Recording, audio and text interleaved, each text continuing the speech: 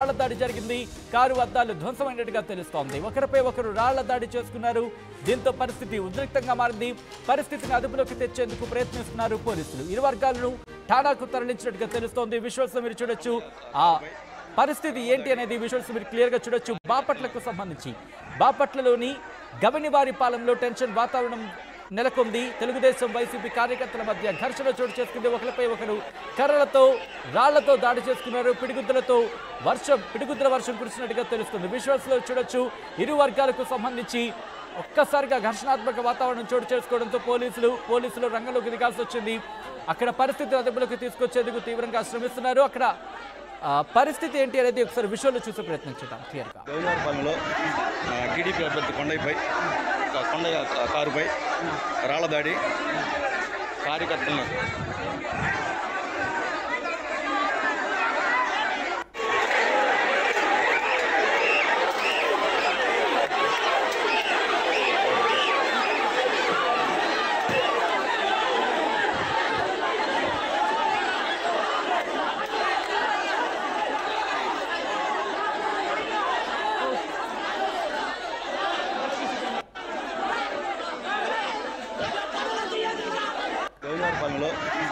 TDP అభ్యర్థి Kondaiah visuals లో మీరు చూస్తున్నారు. అక్కడ మహిళలకు సంబంధించి కూడా ఉన్నారు. తమ వారిని కాపాడుకునే ప్రయత్నం చేస్తున్న సందర్భంలో వాళ్లకు కూడా గాయాలన్నట్టుగా తెలుస్తోంది. కర్రలతో ఇరు వర్గాలు కూడా ఒకరిపై ఒకరు దాడులు చేసుకున్న విజువల్స్ ఇక్కడ ఎగ్జాక్ట్లీ విజువల్ మీరు చూస్తే కనుక మహిళకు సంబంధించి తను కాళ్లు పట్టుకుని బతులాడే ప్రయత్నం చేస్తోంది. తమ వారిని వదిలేందంటూ కూడా, కానీ ఎవ్వరూ ఎక్కడా కూడా అక్కడ తగ్గిన పరిస్థితి లేదు.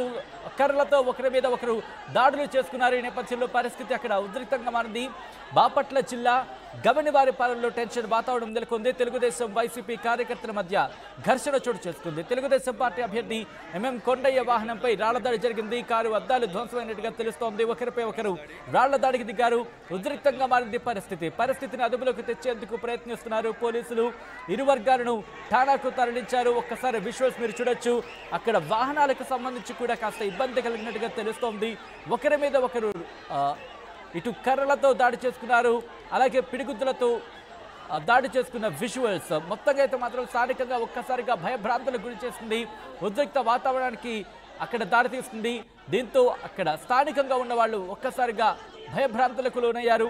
పోలీసులు రంగప్రవేశం చేసిన తర్వాత కాస్త పరిస్థితి సర్దుమణిగినట్టుగా తెలుస్తోంది. నివురుగప్పుడ నిప్పుల బారింది కొన్ని చోట్ల పరిస్థితి అయితే మాత్రం. ఎన్నికల నేపథ్యంలో ఇరు వర్గాలకు సంబంధించి అక్కడ దాడులు చేసుకుంటున్న పరిస్థితి మనం చూస్తున్నాం. బాపట్ల జిల్లాకు సంబంధించి విజువల్ మీరు చూస్తున్నారు. బాపట్ల జిల్లా గవనివారిపాలెంలో టెన్షన్ వాతావరణం నెలకొంది. అక్కడ పరిస్థితి ఏంటి ఒక్కసారి విజువల్లో చూద్దాం. మళ్ళీ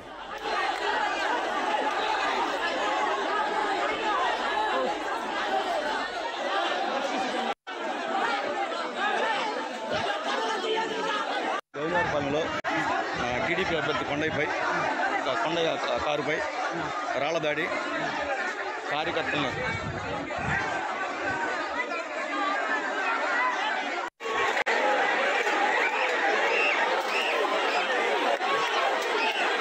శ్రీనివాస్ అప్డేట్స్ అందించేందుకు లైవ్ లో జాయిన్ అవుతున్నారు. శ్రీనివాస్, ప్రస్తుతం పరిస్థితి ఏంటి, అప్డేట్స్ ఏంటి? సచిన్, ఇక్కడ ఉమ్మడి ప్రకాశం జిల్లాలో ఉన్నటువంటి చీరాల నియోజకవర్గం గవనివారిపాలెంలో అయితే ఉదయం నుంచి కూడా జరుగుతున్న పోలింగ్ సరళకి సంబంధించి కొద్దిసేపటి క్రితం కూడా అక్కడ గందరగోళ వాతావరణం నెలకొంది. ఎందుకంటే ఇక్కడ పోలింగ్ బూత్ ఏజెంట్ విషయంలో జరిగిన గొడవ చిన్న గాలి అనేది చివరికి పార్టీ అభ్యర్థులు ఎవరైతే శాసనసభ అభ్యర్థులు ఉన్నారో వారు జోక్యం చేసుకోవడంతో కూడా ఈ సమస్య పెద్దదిగా మారింది. ఒకరిపై ఒకరు రాళ్ళు దాడులు కర్రలతో దాడులు చేసుకునే సందర్భంగా దీనికి సంబంధించి పోలీసులు జోక్యం చేసుకుని అందరినీ చెదరగొట్టడం జరిగింది. ఈ ఘర్షణలో కూడా ఇరు పార్టీకి సంబంధించి వైసీపీకి అటు టీడీపీకి సంబంధించి ఇరు పార్టీకి సంబంధించి కూడా కొంతమందికి గాయాలు కావటం, వారు ప్రథమ చికిత్స కోసం వారిని హాస్పిటల్ కూడా తరలించడం జరిగింది.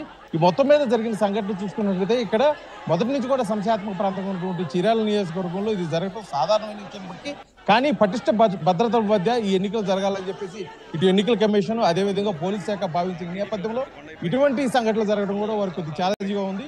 ఇప్పుడు జరిగిన సంఘటన దృష్ట్యా అక్కడ అదనపు బలగాలను కూడా మోహరించి ఇక్కడ ప్రశాంతమైన వాతావరణంలో ఎన్నికల సరళ అంటే ఇక్కడ సాయంత్రం 6 వరకు జరుగుతున్న ఎన్నికల సరళకు సంబంధించి కూడా ఎన్నికలు సజావుగా జరిగింది కూడా పూర్తి స్థాయిలో అయితే అన్ని ఏర్పాట్లు చేయడం కూడా జరిగింది. దీనికి సంబంధించి అదనపు బలగాలను కూడా సెంట్రల్ బలగాలను కూడా మోహరించడం జరిగింది. అదేవిధంగా స్థానిక పోలీసులతో సహకారం కూడా తీసుకోవడం జరుగుతుంది సత్యం.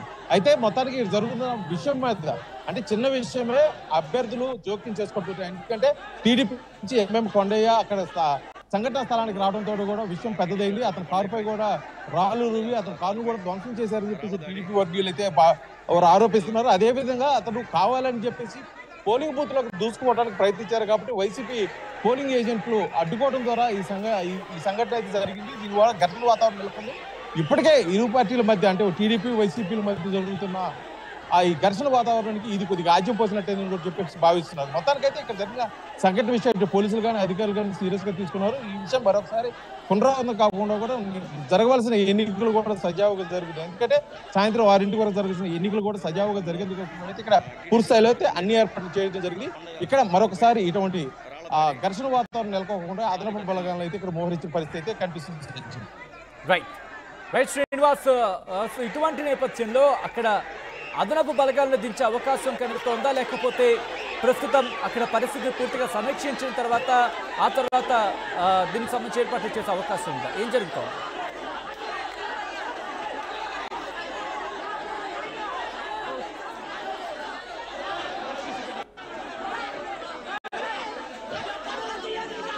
గౌరవపాలెంలో టీడీపీ అభ్యర్థి కొండయ్య కారుపై రాళ్ల దాడి కార్యకర్తలను 6 వరకు ఎందుకంటే సమయం దగ్గర పడే కొంత కూడా ఇక్కడ ఒక ఘర్షణ వాతావరణం ఎక్కువ అవుతుంది. ఎందుకంటే ఈ విషయం తెలుసుకొని పార్టీ వర్గీయులు ఇటు వైసీపీ నుంచి అటు టీడీపీ నుంచి అధిక సంఖ్యలో వచ్చి ఘర్షణ వాతావరణం ఎక్కువ అవుతుంది ఉద్దేశంతో అదనపు బలగాలు ఇప్పటికే మోహరించడం జరిగింది. ఈ సమస్యను ఎటు పరిస్థితుల్లో పెద్దది కానివని చెప్పేసి కూడా ఇటు పోలీసు అధికారులు అయితే మనకు తెలియజేస్తున్న పరిస్థితి అయితే ఉంది సజ్జన్. శ్రీనివాస్, ఒకవేళ ఎందుకంటే పరిస్థితి అంటే ఒకవేళ చేయి దాటితే ఇబ్బందికరంగా మారే అవకాశం ఉంది, అంటే చేయి దాటే అవకాశం ఉంటుంది కాబట్టి దీనికి సంబంధించి ఎలక్షన్ అధికారులు ఏమంటున్నారు? అట్ ద సేమ్ టైం పోలీసులకు సంబంధించి ఏం చేస్తున్నారు? ఉన్నతాధికారులు రంగంలోకి దిగే అవకాశం ఉంది ఇక్కడ? ఆ సత్య మీరు అనుమానం అయితే నిజమైతే గతంలో ఎన్నికలు అంటే 2019 అదేవిధంగా 2014 ఎన్నికలు చూస్తే ఇక్కడ ఘర్షణ వాతావరణానికి కొదువే లేదు. ఎందుకంటే నియోజకవర్గం మొత్తం కూడా సుమారు 75 పైగా సంశయాత్మక ప్రాంతాలు ఉన్న ఈ ప్రాంతంలో గొడవలు జరగడం సాధారణం. కానీ ఇప్పటికే ముందు జాగ్రత్త చర్యలుగా పోలీసు అధికారులు అదేవిధంగా ఎన్నికల అధికారులు కూడా ఇక్కడ తగిన ఏర్పాటు చేయడం జరిగింది. కాకపోతే జరిగిన సంఘటన అనుకోకుండా జరిగింది. కొత్త ప్రదేశంలో గంభీర పాలనలు జరగడం కూడా అది చీరాలకు దగ్గరగా ఉండడం కూడా ఆ పార్టీ నాయకులు ప్రమేయం పూర్తి స్థాయిలో అక్కడికి వెళ్ళడంతో కూడా ఈ సమస్య పెద్దదిగా కనిపించింది. కాకపోతే సమస్య మరికొంత పెద్దది కాకుండా ఉండేది కోసం ఎందుకంటే టీడీపీ నుంచి అటు వైసీపీ నుంచి భారీ సంఖ్యలో కార్యకర్తలు పార్టీ శ్రేణులు పార్టీ అభిమానులు అక్కడికి వచ్చి ఘర్షణ వాతావరణం ఎక్కువైతే ఈ సమస్య పెద్దదవుతుంది అని చెప్పేసి భావించిన ఇటు ఎన్నికల అధికారులు అటు పోలీస్ శాఖ అధికారులు అయితే కూడా ఈ సమస్యను పూర్తి ఇంతటితోటి సమస్య పోవాలని చెప్పేసి అక్కడ అధికారులు కూడా దిశానిర్దేశం అయితే ఇవ్వడం కూడా జరిగింది. పోలీసులు అయితే పూర్తి స్థాయిలో పోలింగ్ బూత్ను మోహరించారు. అదేవిధంగా 144 సెక్షన్లు పూర్తి స్థాయిలో అయితే అమలు చేస్తున్నారు. ఎక్కువ 2-3 మించుగానే ఎవరు గుమ్ముకూడదని చెప్పి ఇప్పటికే ఇన్స్ట్రక్షన్ స్టార్ట్ చేసి పోలీసులు కూడా కవాతు ఏర్పాటు చేస్తున్న పరిస్థితి. అదేవిధంగా కొంతమందిని స్వతహాగా బైండ్ ఓవర్ చేసేసి వాళ్ళు పోలీస్ స్టేషన్ దగ్గరలో ఉన్న పోలీస్ స్టేషన్ తరలించారు. సాయంత్రం 6 గంటల పోలింగ్ సమయం అయిపోయిన తర్వాత 6 గంటల తర్వాత వదిలిపోయే విధంగా వారు బైండ్ ఓవర్ కేసులు కూడా నమోదు చేయడం కూడా జరిగింది. అయితే ఇక్కడ జరిగిన సంఘటనల దృష్ట్యా మటుకి ఎన్నికల అధికారి సీరియస్ గా తీసుకొని దీనికి ఉన్నతాధికారులకి ఒక నివేదిక అయితే అందజేస్తారు.